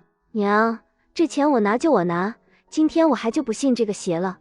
但是娘，咱们可要说好，这钱既然我拿，那待会儿咱们要是从若秋房里找出什么好吃的，那可就是我一个人的了，你们可不能和我抢。好你个邓桂香，你竟然敢背着老娘藏私房钱！邓桂香话刚说完，韩老太就伸手拽着她的耳朵用力拧。哎呦，娘，疼疼疼就对了，不疼你就不长记性。大家一口锅吃饭，你竟然敢背着老娘藏私房钱，我看你这是早就生了异心了啊！你个不孝的玩意儿，还不赶紧把你藏的私房钱给老娘交出来！韩若秋看见这神转折，心里莫名一乐，这大伯娘还真的是个猪队友呢。娘，我没藏私房钱。老娘信你个鬼，你都敢和若秋打10文钱的赌了，你要是没有藏私，哪里来的底气？赶紧的把钱给老娘交出来，不然老娘先饿你10天再说事。在银钱面前，其他一切韩老太都可以先放一放。娘，别喊我，识趣的就赶紧交出来，不然老娘就直接把你关柴房里，看你还敢藏私不？邓桂香无奈，只能从袖袋里掏出20文钱，慢吞吞的递给韩老太。还有没有？没了。韩若秋心里直觉得好笑，待会儿邓桂香要是知道自己赔了夫人又折兵，也不知道会气成什么样。没有想到茶孙女藏吃的，竟然还扯出大儿媳妇藏私房钱一事。若秋他们藏吃的，真要是被找出来，那这可就说明治家不严啊！看来这个家是时候要整整规矩了。韩老太跟大伯娘在里面找了半天，什么都没有，出来后直接就要走。奶，你可不能走，咱们说好的赌注，你老还没有兑现呢。什么赌注？那是你大伯娘和你打的赌，自始至终我可没吭声。你要赌注找你大伯娘去。娘，我的钱都被你收走了，我拿什么给若秋？那就是你的事了，这是你和若秋的赌注，与我可没有什么关系。爹呀，你可得为我做主啊！娘把我的钱都收走了，又不管我，我上哪里找10文钱给若秋？若秋，大家都是一家人，你何必当真呢？韩老头直接搬出这个理由。爷，叫我把话撂这里了，要是看不见10文钱，那明天的秋收，你可别想我们姐妹下田帮忙。若秋，做事应该为家里着想，这秋收是多大的事情，作为家里的一份子，你可不能说这种负气话。爷，我们姐妹被大伯娘污蔑的时候，怎么不见你站出来说我们是一家人，维护一下我们姐妹的名声？想和稀泥，免谈。孩子他娘把10文钱给他，吵得心烦。韩老头还想着秋收之后要给韩铁山相看姑娘和定亲，不想此时传出不好听的事情出去，到时耽搁了韩铁山的亲事可就不好了。刚才可太惊险了，大姐你厉害啊，藏东西藏到奶和大伯娘2个人竟然都没有翻出来。若秋，你把东西藏哪里了？他们怎么把家里翻成这样，还是没有找到？我压根儿就没有把砂罐放家里，无论他们怎么在家里翻找，当然也是找不到的啊。那你大伯娘说闻见香味，那是她鼻子有问题。不过经此一事，咱们最近还是少往家里拿吃的为妙。此后只怕很长一段时间里，都会有不少眼睛盯着咱们这一房呢。对，这也正是我想说的。今天可真的是把我吓得不轻。哎，还是我无能，让你们娘3整天跟着我吃苦受罪的。韩铁牛自责地说道。孩子他爹，这可怪不得你，要怪只能怪你父母太偏心。试想一下，要是他们不偏心，咱们也不可能做出这种吃独食的不孝事情来。那咱们那锅鸡汤咋整？那味道老香了。照吃不误，他们刚在我们这里吃了一个大亏，想来不会立刻去而复返的。韩若秋当即就说道。这胆子未免也太大了吧。赵英还有些心有余悸的，说话都看了看窗外，就怕有人在窗户下面偷听。娘，这叫撑死胆大的，饿死胆小的。韩若夏接话道。为了一锅汤被吓得不轻，要是不吃都对不起自己。再说娘你现在还在调理身体，得多吃点好吃的补补，这样病才能好得更快。被女儿们轮番劝说，韩铁牛和赵英最终同意韩若秋的提议。若夏，如今3天已过，只怕周青梅已经回了娘家，以她那种小三上位，就想把原配踩进泥土的性格，绝对会逼着爷奶把我们赶出去。你的意思咱们很快就能分家了？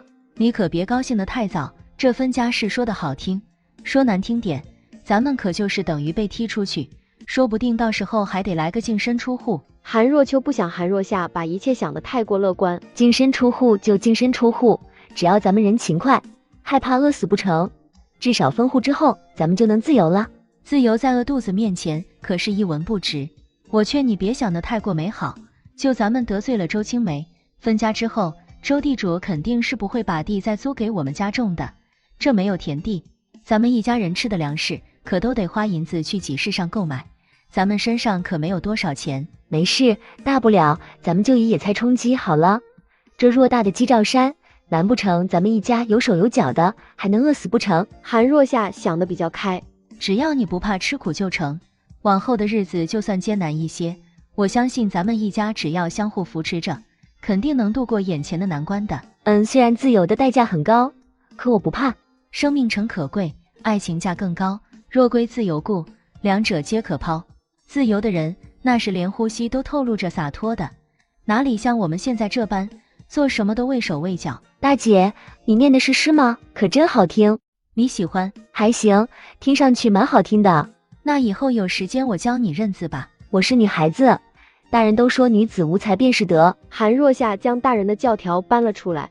放屁，那是那些人无知愚昧。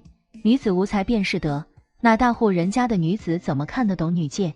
别的不说，就说周青梅，不过就是一个地主家的女儿。你没听陈子阳说，人家可都是从小就熟读诗书的，所以女子也有读书识字的必要。当然，要不然阎王爷怎么会传我一身学问？那倒是。那大姐，以后有时间你就教我认字好了。可以，不过读书识字是一段非常难熬的孤独旅程，全程只能靠自己。你真的能耐得住性子吗？我就是认识几个字，防止自己被骗而已，又不是去考状元，哪里有那么辛苦？我听二哥说，只要把三字经念会，认识的字就差不多够用了。你倒是打听得清楚。我就是过年的时候，大哥回来，顺便听了那么一耳朵。他说的只对了一部分，这三字经你学会，基本日常需要用到的字，那是识的差不多了。可这读书可不是只会认字那么简单，最起码咱们的会认会写，还会运用才是，不然是很容易闹笑话的。若秋，韩若秋放下篮子，蹲在自家菜地里准备摘菜，谁知道陈子阳竟然贴了过来，还想伸手碰他。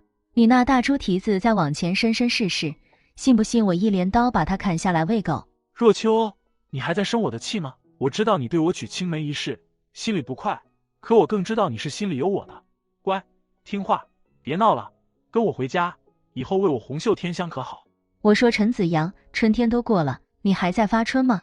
原来发春不分季节的啊，大冬天也可以，这可真是刷新了我的认知。若秋，你怎么能说话如此粗鲁，简直有辱斯文。在他的记忆里，韩若秋可是一向温婉大方的。斯文？谁啊？你说的是你吗？虽然你满身衣衫都用了香薰，但我还是能隐约闻到一股人渣味儿。你说你当初背着我和周青梅玩劈腿，劈那么开，不怕某些地方受凉啊？韩若秋说着话，看了一眼陈子阳，只不过他的眼神是隐晦的扫了陈子阳的某处一眼。韩若秋，你可是一个未出阁的女子，怎能说出如此不堪的话语？简直是有辱斯文是吗？说来说去就只会这一句，岂有此理，岂有此理！韩若秋，你怎么能变得如此离经叛道？这就离经叛道了，那你可真的是头发长见识短。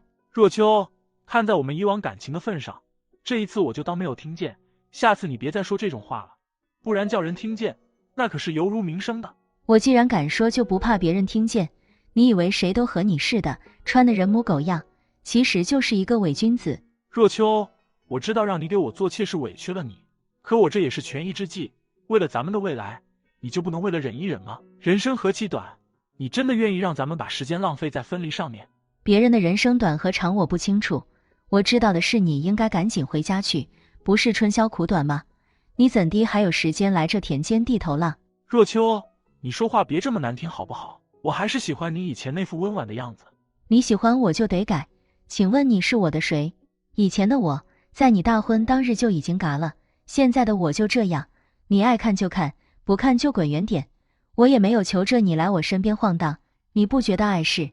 我还嫌弃你把我呼吸的空气弄脏了呢。韩若秋说的是实话，原主可不就是在陈子阳大婚当日一命呜呼的。若秋，你别嘎呀嘎的挂嘴边，不吉利。未婚夫都跟别人成亲，双宿双飞了，我还嫌不够吉利是吧？陈子阳，我就是给狗扔块骨头，他都知道冲我摇摇尾巴，可你呢？以往我全家省吃俭用，真的是从牙齿缝里抠东西来接济你读书，可你一招飞黄腾达，立刻就翻脸不认人，你这行为就一白眼狼，你知道吗？如果不是遇见你，我一辈子都不会理解人渣的真正含义。不过有一点我想提醒你，常在河边走哪有不湿鞋，小心哪天劈腿的时候遇上个蛮不讲理的，给你一板而砖，你就知道什么是肝颤了。若秋，你怎么能如此诅咒我？诅咒你？是哦，我还骂错了。对，若秋，骂人是不对的。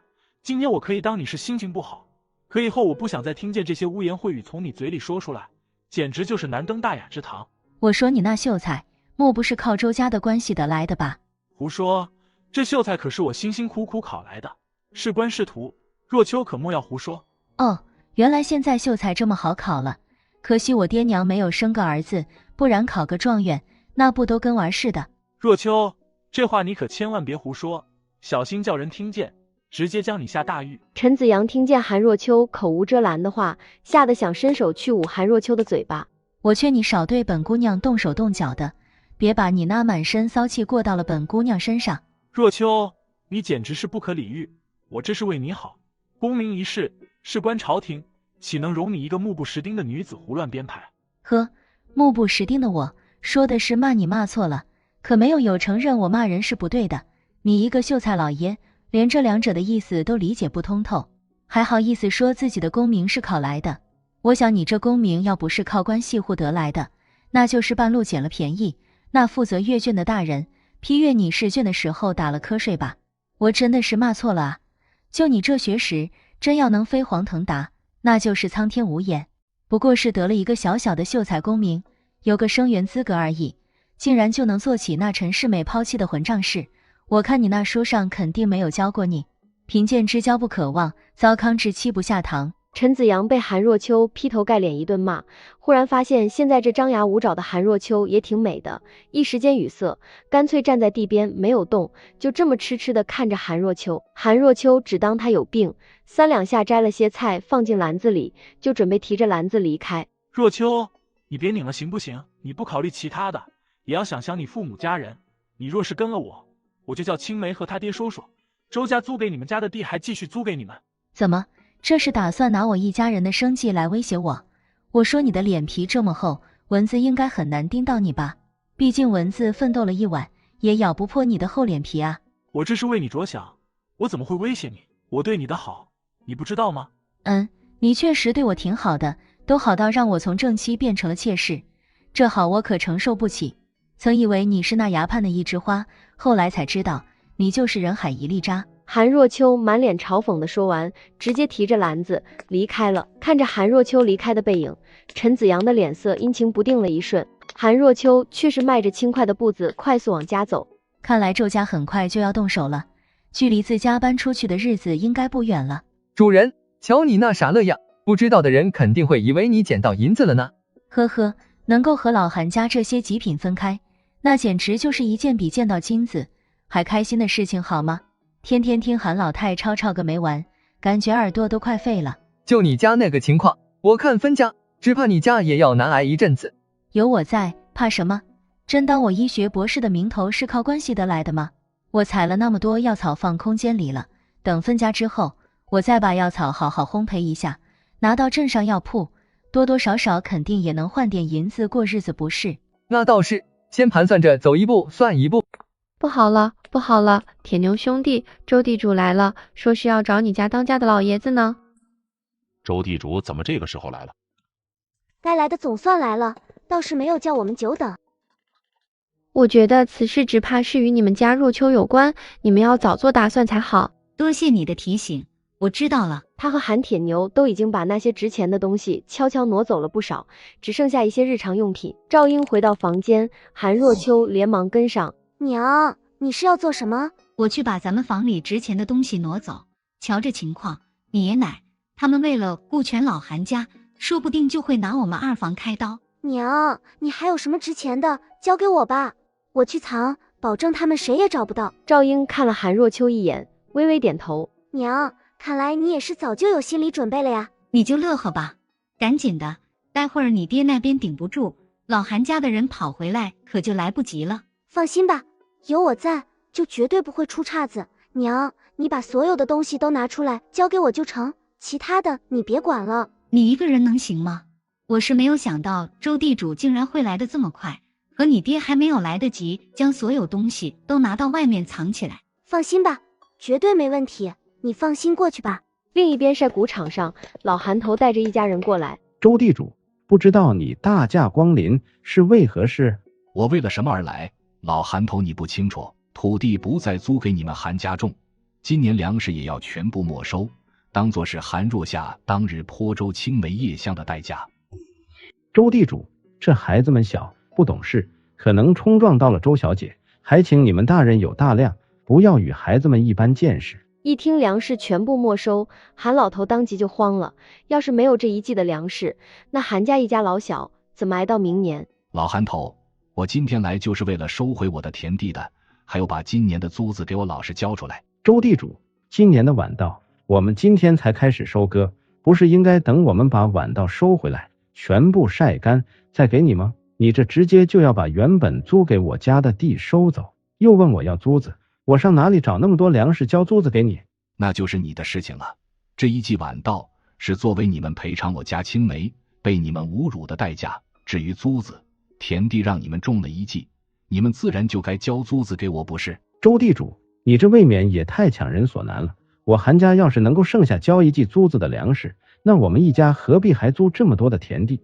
韩老头，你少在这里给我装可怜，如若你们不交，那我就直接报官去，让县令大人将你们一家都抓进大牢蹲几天，你们就老实了。韩老头一听，这周地主看来不是说着玩儿的，他心思百转千回，忽然发狠地说道：周地主，你别以为攀上一个秀才老爷就了不起了，而且要我说句不好听的，你那乘龙快婿原本可是与我家若秋有婚约的，如今被你家周小姐横刀夺爱，最关键的是你那乘龙快婿假若背上一个嫌贫爱富的名声，你觉得他还有机会更进一步吗？哪个举人还愿意为他作保？事关一家人的生死存亡，韩老头的智商也是在线的，立刻就搬出了几件事情来威胁周地主。周地主思考了一瞬，就被韩老头的理由说服了一半，他退一步的说道：韩老头，你这口才不错，我可以继续租田地给韩家，但是韩铁牛一家必须净身出户，且你们韩家人不得给予韩铁牛一家任何帮助，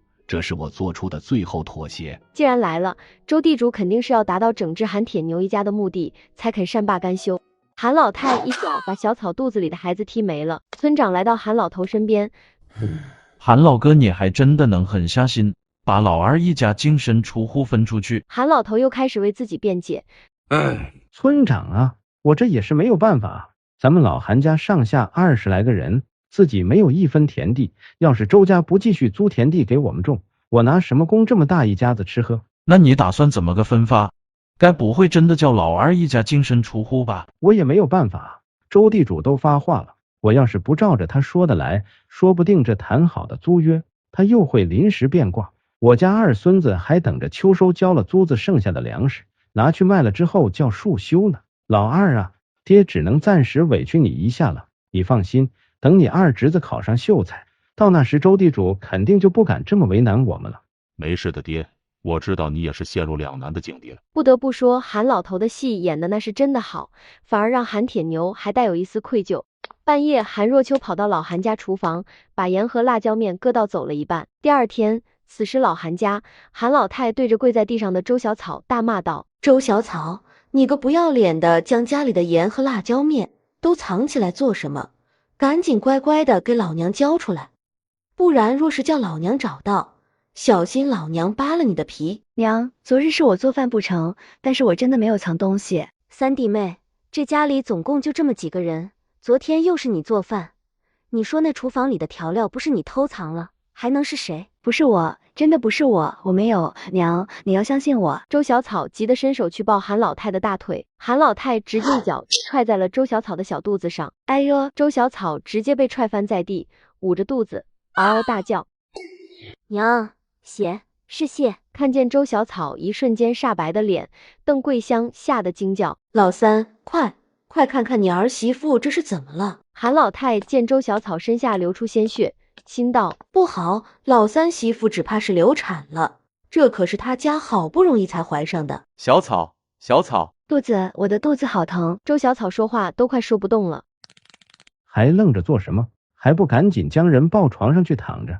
老大家的，你赶紧去请大夫过来一趟。关键时刻还是韩老头站出来稳定人心，安排事情。大夫很快过来帮周小草把完脉，就给他开了一副养身子的草药，说道：孩子没了，这药你们先给患者服下，这1个月要好好养身子，要是落下病根，患者本就是难孕的身体，那可能这辈子都不会再有孩子了。周小草听见大夫的话，一时间受不了这个打击，当即就晕了过去。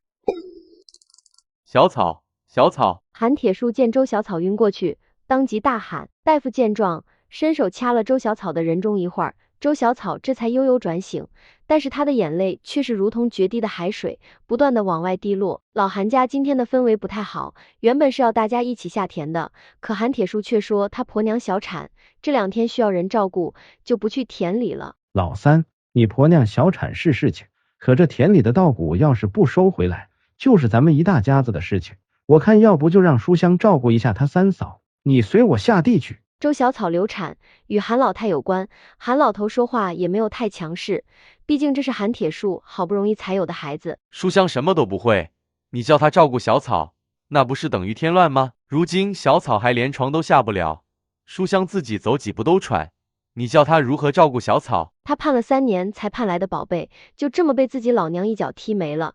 韩铁树心里有气也正常，她好歹是女子，照顾起她三嫂也得心应手一些。你一个大男人躲在屋里也不是回事，总不能让家里的稻谷都烂在田里，咱们一大家子人跟着喝西北风去吧。我儿子都没了，大不了大家一起饿死，也就一了百了，免得别人戳我脊梁骨。韩铁树现在颇有几分破罐子破摔的意味。胡闹，身体发肤受之父母，岂容儿戏？韩老头一听当即大怒，韩铁树被骂，立刻闭嘴低头不吭声。他要守着就让他守着好了，从今天起饭就不必准备他们的了。韩老太把周小草的孩子踢流产，也就是尴尬了当时那一会儿。婆婆管教儿媳妇，自古不就是这样的吗？娘，小草肚子里的孩子究竟是怎么没有的？你心里没点数吗？韩若秋到镇上卖草药。娘，我打算明天去一趟镇上。韩若秋想上镇上看看，打听一下药草的价格。你去镇上做什么？咱们家现在还忙着建房子呢。我这几天挖了一些药草，想拿去药铺问问，看看他们收不收。这镇上药铺是收药草的，只是你确定你挖的都是有用的药草？这个我当然肯定，别忘了，我可是有阎王爷护着的人。那行吧，你明天去集市上看看也好。沿着记忆里的路线，韩若秋很快就找到了镇上唯一的一家药铺季风堂。让一下，让一下，麻烦让一下，借过谢谢，大夫，救命啊！这什么人啊？韩若秋眼睛不着痕迹的朝他们背过来的人身上瞟了一眼，心下已经了然。韩若秋根据他的手法判断这个大夫还是有点本事的。我这里给你们开副药方，你们将这药抓来给患者煎服，煎药的时候需要3碗水熬成1碗，一副药渣只熬2次就要换新。大夫，我爹啥时候能醒？这个孝子听见老大夫的话，连连点头应允，问出了自己最关心的话题。应该差不多了，这羊癫疯发作的时间通常不会超过1盏茶的时间。韩若秋默默地将一切尽收眼底，等着那一大家人离开。韩若秋正准备进药铺的时候，那个老大夫就笑意盈盈地看着韩若秋说道：看够了吗？韩若秋左右环顾了一下，试探着问道：老爷爷，你是在和我说话？你的身边难不成还有别人？你找我有事？不应该是你找我有事。哦，忘了，我想问问你们药铺收不收药草，这都是我新鲜采摘的。你先拎着进来看看。老大夫是觉得这个小姑娘那双眼睛貌似不同于常人。好。一到后院，老大夫就让韩若秋把篮子里的药草倒在簸箕里，让他看看品相。韩若秋把篮子里的草药拿出来，整理得干干净净。老大夫查看了一下，问道：你家有懂医的，还是常年以采药为生的？采药为生？那我之前怎么没有见过你来药铺卖药草？老大夫和韩若秋看似无关的聊天，实则在打探他的消息。老爷爷，如果我说我家是打算从现在开始以采药为生，你信吗？你可莫与老夫开玩笑，这些药草分门别类，整理得这么好，可不是一个才开始学采药的人能够分明白的。那只能说我天资聪颖呗。你小小年纪可知道药草事关人命，半点马虎不得。知道，我爹说了，小心驶得万年船。哼，你这药草可有打算卖多少钱一斤？啊，这药草不是应该根据不同的采摘难易程度定价吗？老爷爷，你竟然打算用一个笼统的价格就妄图收了我这么多品质上乘的药草，你这心未免也太黑了吧！你这小姑娘怎么说话的？在一旁的学徒听见自己恩师被骂心黑，指责韩若秋：我又没有说错，别以为我是第一次来药铺卖药草，你们就能将我糊弄了过去。那你说说，你这些药草分别想定什么价格？老大夫见韩若秋身上丝毫没有女儿家的扭捏，不知怎么的，竟然还对他这份爽气有几分欣赏。韩若秋手指快速的移动，很快就将簸箕里摆放着的药草分为3堆，喊价分别是2、4、6文。老大夫见韩若秋的手速那么快，眼中金光一闪，说道：你这药价有点高，就拿这车前草来说，别人卖给我，我都只开价1文钱1斤的。老爷爷，我今儿既然来了你季风堂的门口，你以为我就没有点准备？早上来药铺送药的几个采药人，我都看过你给他们的价格，你那车前草明明是出价2文钱1斤，怎么到了我这里，却是要把价格压到1文钱1斤？是看我是个小孩子，身边没有大人就糊弄我，还是觉得我的药草整理得太干净，所以不止2文钱1斤？哼，就这精明样，别人能糊弄到你，我就说你早就来了，怎么一直只是在门口徘徊不进？感情你是在偷偷打听价格？我说你是谁家的姑娘啊？这心眼子咋长了这么多？老爷爷，你说错了，每个人只能有一个心眼子。我说老爷爷，我这还等着你给个准信儿呢。我说这价钱，你就说同不同意吧。不同意，我就把药草拎回去了。拎回去？那你这一篮子药草可就1文不值了。谁说的？我拎回去，大不了多花点时间把它们烘焙好，再送去县城的药铺卖，那价格还更高一些呢。你还会烘焙药草？这可真的是太令人震惊了。烘焙药草有何难的？你这小丫头是在吹牛吧？看你年纪也不大，竟然说自己会烘焙药草。就是我跟了恩师学习2年了，都还只是帮忙打下手，分拣药草而已。那个学徒又蹦出来找存在感。没有办法，谁叫我天生聪明。